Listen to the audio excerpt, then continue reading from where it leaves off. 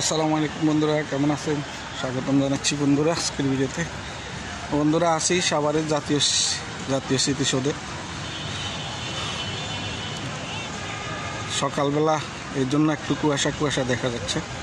সকাল তো বিকালের টাইমটা একটু বেশি লোকজন আরও থাকে, আরও জমজমাট থাকে। এখন আমি সকালবেলা আসলাম ভিড় এড়ানোর জন্য আর কি, যেহেতু ভিডিও করব, একটু কথাবার্তা বলবো, সেই জন্য ভিড় এড়ানোর জন্য বিকালটা বেশি ভিড় থাকে। তো এটা হচ্ছে মেইন এন্ট্রি। এই যে এখান থেকে এটা মেইন এন্ট্রি, ঠিক আছে, কিন্তু মেইন গেট এটা না। মেইন গেট ওদিক দিয়ে, মেইন গেট খোলা হয় না। মেইন গেট খোলা হয় শুধু ভিআইপিদের জন্য, আর জনসাধারণের জন্য এটা সাইড গেট, এখান দিয়ে ঢুকে।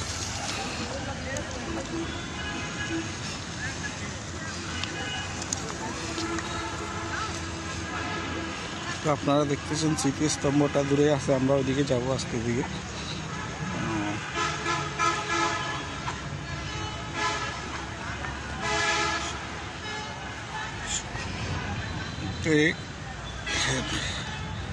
ঢুকতে একটু সামনে আসলে দেখতে পাবেন, এটা বর্ণনা দেওয়া আছে সব কিছু। এখানে জাতীয় শহীদ স্মৃতিসৌধ, এখানে সব কিছু বর্ণনা করা হয়েছে আছে।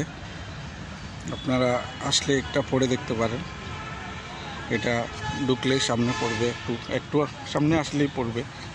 আর এদিকে দেখেন সুন্দর সুন্দর ফুল লাগানো আছে, খুবই সুন্দর সুন্দর ফুল লাগানো আছে।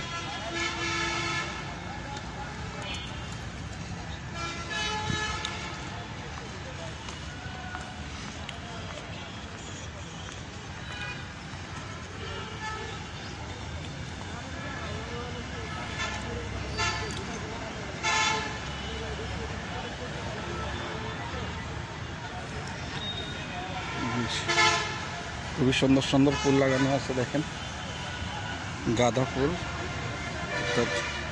এগুলো তো আমি চিনি না সবগুলো ফুল, এই বড় বড় গাঁদা ফুল আছে, এগুলোই শুধু শিখতে পারতেছি। আর বাকি লাল ফুলগুলো আমি নাম জানি না। এই যে লাল ফুলগুলো, এগুলোর নাম জানি না।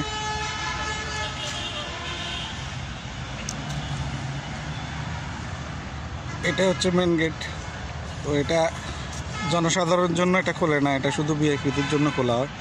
যখন এখানে প্যারেড হয় তখন শুধু সরকারি সফরে যারা আসে তাদের জন্য খোলা হয়। জনসাধারণের জন্য সাইডে, ওইটা সাইডের একটা গেট আছে, ওটা খোলা হয়। তো এটা হচ্ছে মেইন এন্ট্রি গেট আর কি, এটা থেকে সিধা একদম সামনে। তো চলুন আমরা সামনের দিকে যাই।